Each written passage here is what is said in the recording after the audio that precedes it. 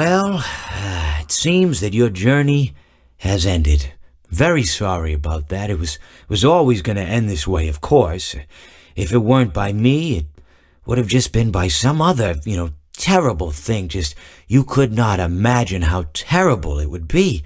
Just, I get scared thinking about it. I'm glad it's not me. It reminds me of a time I was speaking to my good friend Orville. We were we were sitting on a park bench watching the pigeons.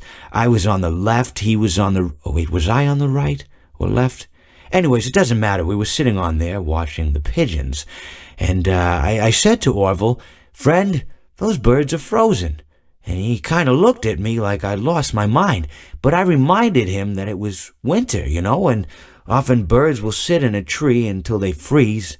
And then they sort of fall to the ground until the sun warms up and they can, move around again. So I said to Orville, "You might as well save those breadcrumbs until the birds thaw, because they can't very well enjoy them in the condition they're in." To which he asked what I meant, and asking what condition the crumbs should be in before he threw them to the birds, assuming that I meant the birds couldn't enjoy the breadcrumbs in the condition that the crumbs were in, when in fact I had meant the birds could not enjoy them in the condition that the birds were in, considering that the birds were frozen.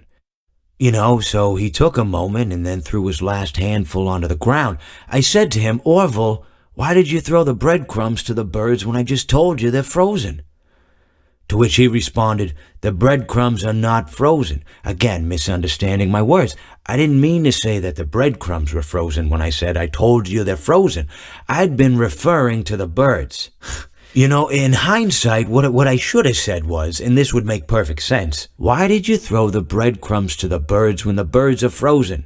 He misunderstood upon my correction, stating that he didn't know what else to do with the breadcrumbs, and that perhaps, when the birds thawed, they'd still be able to eat the crumbs. So I said to Orville, and this is what I said to him, I said, "Orville, the birds may be dead,